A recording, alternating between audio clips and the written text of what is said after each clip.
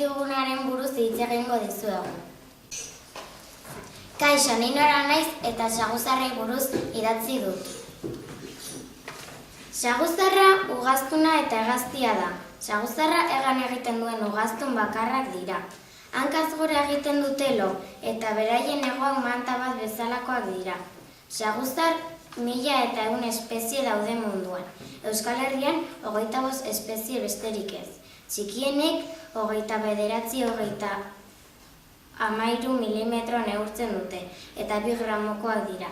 Handienek 1,5 metroko tamaina dute eta 1,2 kilogramoko pisua du.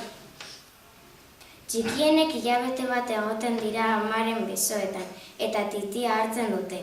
Ez da xagua, ez da txoria, ez da saguzarra. Esaten bazaio ere, ez da karraskaria, ugaztun txikia. Hau kiropteo bat da. Kaixo, ni Julen naiz eta itsas-txakurren buruz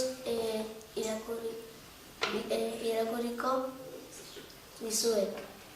Pinipedoen familiakoa da, ugaztun eta haragi-jalea da. 19 espezie ezagutzen dira. Urtean oso ondo moldatzen dira, baina lurretik oso traketsak dira. Horregatik, haien harrapariak oso azkar harrapatzen dituzte. Hau da, otarirekin duten ezberdintasun nagusia ur inguruetan bizi dira. Potxidae familia osatzen dute. Aurreko hankak motzak eta mintzunak ditu. Norabide zuzentzeko erabiltzen ditu, baita arrastaka ibiltzeko ere.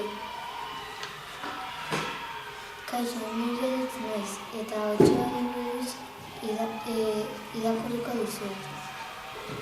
Otsoa txakurren arbasoa da, baina txakurra ez bezala. Otsoa basatia izaten jarraitzen du. Denbora luze gizakia gehizatu egin du. Haragi-jale hori eta ia erabat desagertu da Europako mendebaldeko mendietatik. Gaur egun espezie babestua da.